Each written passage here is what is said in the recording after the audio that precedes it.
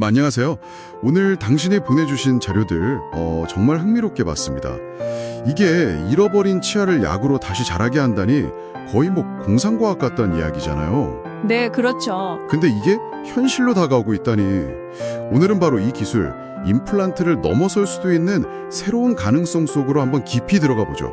준비되셨죠? 네, 그 자료들 보시면 아시겠지만 사실 핵심은 없는 걸 새로 만드는 게 아니라요.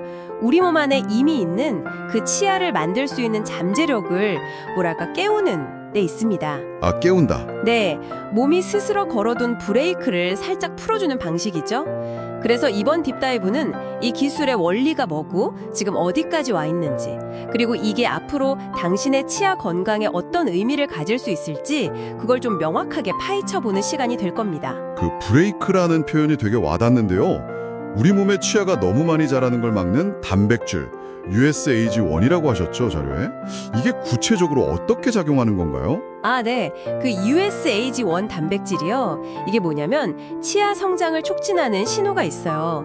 BMP 신호라고 부르는데 세포 성장이나 분할을 조절하는 단백질 신호거든요. USAG1은 바로 이 신호를 억제하는 역할을 합니다. 억제한다. 네. 근데 연구자들이 보니까 우리가 유치, 영구치 말고도 어쩌면 세 번째 치아가 될 수 있는 그런 씨앗 같은 잠재력을 가지고 있을 수 있다는 거예요. 세 번째 치아요? 네, 보통은 그냥 사라지거나 발현되지 못하는데 이 USAG1 때문에 싹을 틔우지 못하는 거죠. 아하, 그러니까 우리 몸 안에 약간 예비 치아 씨앗 같은 게 있는데 USAG1이라는 녀석이 그걸 꽉 누르고 있다. 뭐 이런 거군요.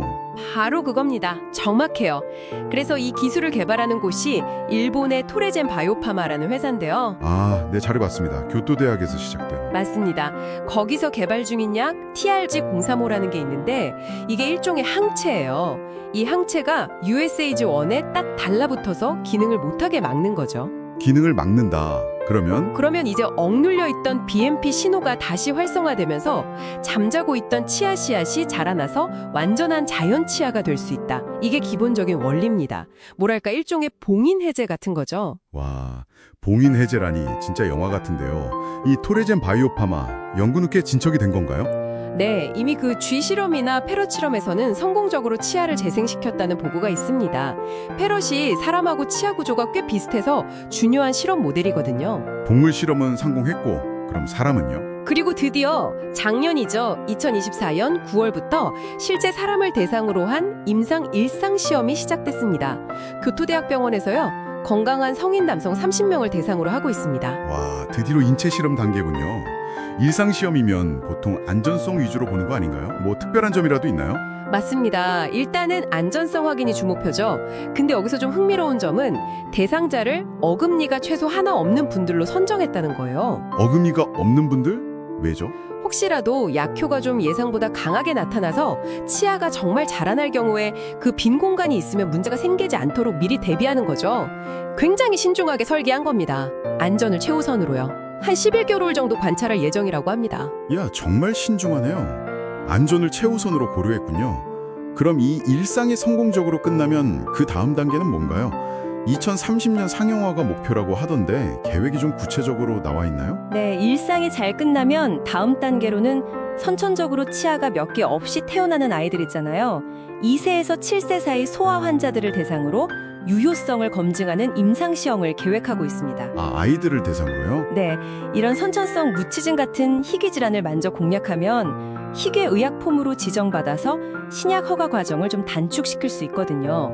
이게 아마 2030년 상용화 목표를 달성하기 위한 좀 전략적인 경로인 것 같습니다. 아, 희귀질환 쪽을 먼저 뚫어서 허가를 빨리 받으려는 전략이군요. 이해가 되네요.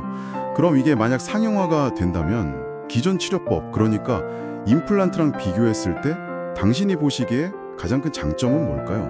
가격 문제도 있을 것 같고요. 가장 결정적인 차이는 역시 치주인대가 있다는 점입니다. 자연 치아처럼요. 치주인대, 그게 왜 중요하죠? 그게 있어야 씹는 힘을 감지하고 또 충격을 흡수하는 완충 작용을 하거든요. 임플란트는 이게 없으니까 약간 딱딱하게 느껴질 수 있어요. 그리고 또 다른 장점은 치료 과정이 훨씬 간편해질 수 있다는 거죠. 몇 달씩 걸리는 수술 대신에 그냥 주사 한 번 맞는 걸로 끝날 수도 있으니까요. 주사 한 방으로요? 와, 네, 물론 초기 약값은 좀 비쌀 수 있습니다. 자료 추정치로는 한 1,300만 원 정도? 꽤 비싸네요. 네, 그렇죠. 하지만 여러 번 병원 방문하고 시술해야 하는 복잡한 임플란트 비용이나 또 장기적인 관리 비용까지 고려하면 어쩌면 경쟁력이 있을 수도 있다고 봅니다. 하긴 임플란트도 만만치 않으니까요. 듣기에는 정말 혁신적인데 근데 뭐든지 너무 좋아 보이기만 하면 오히려 좀 의심스럽잖아요.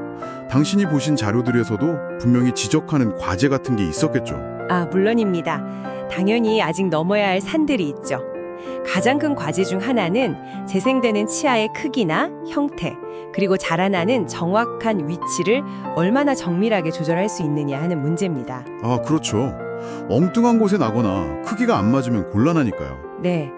그리고 또 중요한 것이 장기적인 안전성 문제입니다.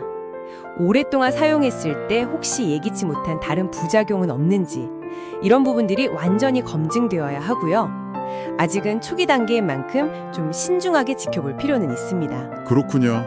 정밀 제어랑 장기 안전성 문제 확실히 중요해 보이네요. 자, 그럼 오늘 우리가 깊이 파고든 이 내용들 슬슬 한번 정리해 볼까요? 네, 좋습니다. 핵심은 이거죠. 치아를 다시 자라게 하는 기술이 더 이상 그냥 먼 미래의 꿈 같은 이야기가 아니라 실제 사람을 대상으로 임상시험에 들어간 현실이라는 점입니다. 특히 오늘 이야기한 토레젠 바이오파마의 USAG1 항체 약물은 그 중에서도 가장 앞서 나가고 있는 것 같고요. 2030년 상용화 목표.